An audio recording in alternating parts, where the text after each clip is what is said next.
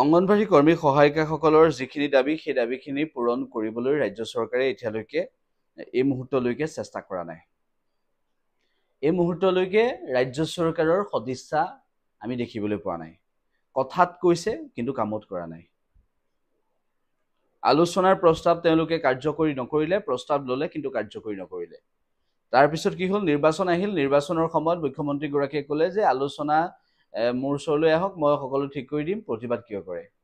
কিন্তু আলোচনালৈ এতিয়ালৈকে মুখ্যমন্ত্ৰীগৰাকী মতা নাই। মুখ্যমন্ত্ৰীগৰাকীয়ে অসমত নিৰ্বাচন শেষ হ'ল, অসমৰ বাহিৰত গৈ নিৰ্বাচনী প্ৰচাৰ চলাই আছে বিজেপিৰ ষ্টাৰ কেম্পেইনাৰ হিচাপে।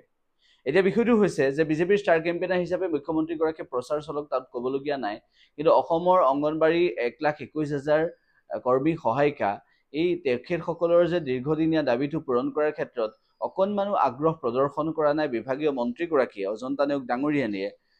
ৰাজ্য চৰকাৰখনে বিভাগটোৱে কাৰ্যকৰী কৰিম বুলি কৈ মিছা কথা কোৱাৰ যিটো এটা অনুশীলন তেওঁলোকে কৰিলে, তাৰ পাছতো এতিয়ালৈকে আমি দেখিবলৈ নাপালো যে অংগনবাড়ী কৰ্মী সহায়িকাসকলৰ বাবে তেওঁলোকে কিবা কৰাৰ তেওঁলোকৰ সদিচ্ছা আছে নে নাই সেয়া আমি এতিয়ালৈকে দেখা নাপালো।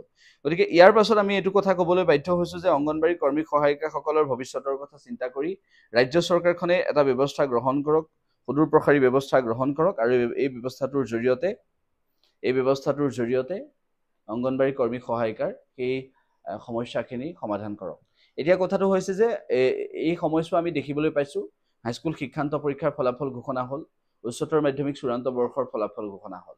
এতিয়া প্ৰসংগটো আহিছে যে হাইস্কুল শিক্ষান্ত পৰীক্ষাৰ উচ্চতৰ মাধ্যমিক চূড়ান্ত বৰ্ষৰ পৰীক্ষাৰ ফলাফল ঘোষণা হোৱাৰ পিছত 1,21,000 অংগনবাড়ী কৰ্মী সহায়িকাৰ বহুতৰে পৰিয়ালত এনেকুৱা শিক্ষাৰ্থী আছে যিসকলে হাইস্কুল শিক্ষান্ত পৰীক্ষাত উত্তীৰ্ণ হৈছে আৰু যিসকলে উচ্চতৰ মাধ্যমিক চূড়ান্ত বৰ্ষৰ পৰীক্ষাত উত্তীৰ্ণ হৈছে। তেওঁলোকৰ এতিয়া উচ্চ শিক্ষাৰ সপোন, আৰু সেই উচ্চ শিক্ষাৰ সপোন সাকাৰ কৰিবলৈ, উচ্চ শিক্ষাৰ সপোন বাস্তৱ ৰূপত ৰূপায়ণ কৰিবলৈ এতিয়া অংগনবাড়ী কৰ্মী সহায়িকাসকলে তেওঁলোকৰ সন্তানক আগবঢ়াই দিবৰ বাবে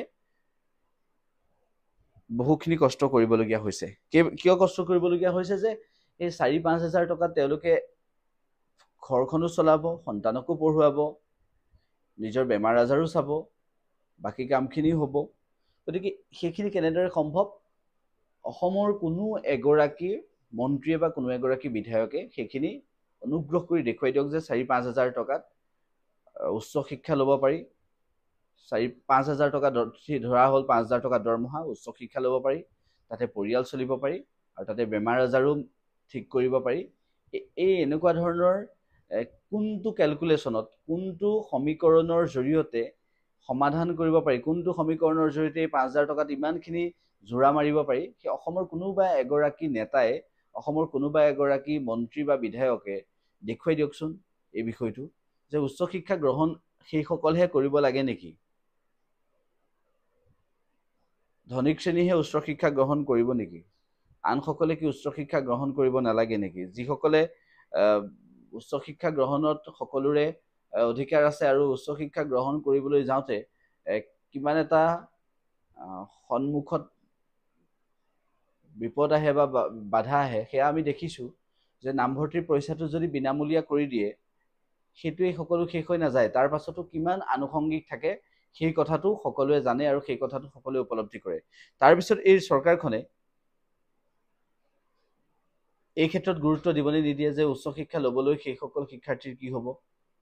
গতিকে প্ৰাপ্যকেইটা দিবলৈ যদি ইমান টান পাইছে, প্ৰাপ্য খুজিছে, বিনামূলীয়াকৈ তেখেতসকলে খোজা নাছিল, প্ৰাপ্য খুজিছে। গতিকে সেই প্ৰাপ্যকেইটা দিবলৈও টান পোৱা বৰ্তমানৰ চৰকাৰখনে এই 5 হাজাৰ টকাত উচ্চ শিক্ষা, পৰিয়াল চলা, বেমাৰ আজাৰ ঠিক কৰা, এইবোৰ কেনেকৈ চলিব পাৰি এজন মানুহৰ, সেয়া এটা পৰিয়ালৰ, সেইখিনি দেখুৱাই দিলে নিশ্চয় সকলো উপকৃত হ'ব। গতিকে এইখিনি কথা কোৱাৰ পিছতো যদি ৰাজ্য চৰকাৰখনে এই অংগনবাড়ী কৰ্মী সহায়িকাৰ এই দাবীখিনি পূৰণ নকৰে, তেনেহ'লে অত্যন্ত দুৰ্ভাগ্যজনক বিষয় হ'ব। আমি ক'বলৈ বাধ্য হ'ব লাগিব যে এনেকুৱা এখন চৰকাৰ থকাতকৈ তেনেকুৱা এখন চৰকাৰ কিয় নথকা ভাল, সেই কথাটো আমি ক'বলৈ বাধ্য হ'ব লাগিব। এনেকুৱা এটা পৰিস্থিতিলৈ লাহে লাহে লৈ গৈছে। গতিকে এই কথাখিনি আমি এইবাবেই কথাখিনি দাঙি ধৰিলোঁ, যিখিনি কথাৰ জৰিয়তে চৰকাৰখনে এবাৰ বুজক যে কিমান এটা সমস্যাৰ দিশলৈ সকলো গৈ আছে।